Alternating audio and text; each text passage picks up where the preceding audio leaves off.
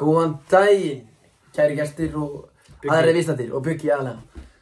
Í dag eru ég og bróður minn að fara að fjalla mál, eða dómsmál, sem tengist pínu okkur því að í málinu eru tveir bræður. Það er þegar annar bróðurinn banar hinum.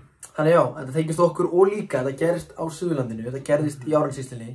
Þannig við vonum bara að þetta gerist ekki fyrir okkur í framtíðinni að einhver annarkur okkar drepir. En maður veit aldrei. Aldrei að segja aldrei. En ef bara vindu okkur í málið, það er bara, hvað var Valur hvað var ákærði dæmdur fyrir?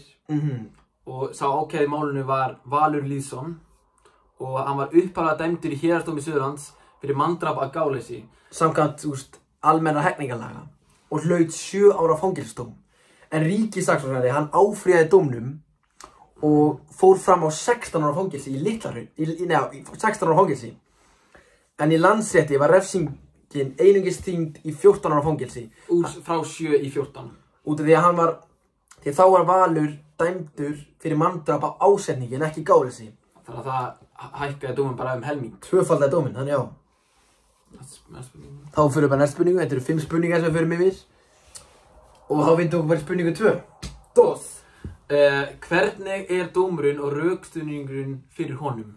Sko, við ætlum að fjalla yfir rökstuðningin í Landsrétti, ekki héraðsdómi. Og hvernig var hann í Landsrétti, Benni? Í Landsrétti var litið svo á að Valur hefði ítrekkað að ráðast á bróður sinn með offorsi, meðan hann sparkaði í höfuð hans og stíði á bringu hans eftir að hann misti meðvitund. Þannig hann er að gera alltaf þessa hrikari hluti þegar bróður hans liggur hann meðvitundalaus. Og eftir örugglega fyrstu höggin þá missir hann meðvitund og hann heldur áfram. Þrátt fyrir að ekkert bendir til þess að Valur hefði fyrirfram ætlað að verða bróður sínum að bana. Hann var ekkert að plana sem sagt. Nei, það var talið að hann hefði engu skeytt ástand hans og ekki stöðu árásina.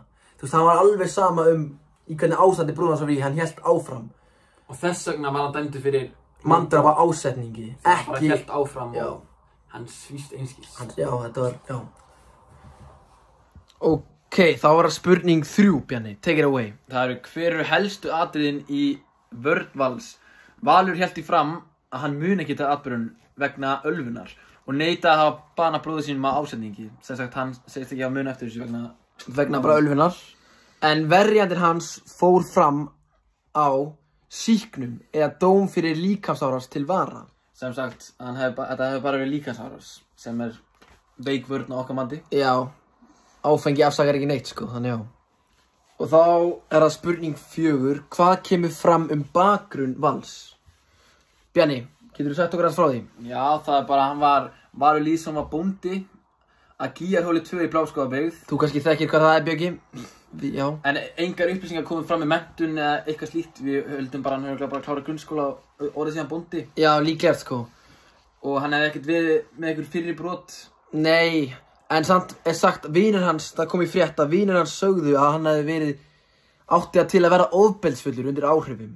Þannig að En fyrir þetta örlagaríka kvöld þá hafði hann verið edrú í 3 mánuði, sem sagt ekki drukkið. Og þetta er samkvæmt vinum hans, Þetta er frétt á MBL sem lýsir á þessu. Þannig Og þá er að síðast en ekki síst, hvernig höfðu við bræðurnir á Kornlum dæmt þennan dóm og af hverju? Þetta er það mál, já. Þetta er viðkvæmt mál, Þetta eru náttúrulega fjölskyldu átök og áfengi spilunum.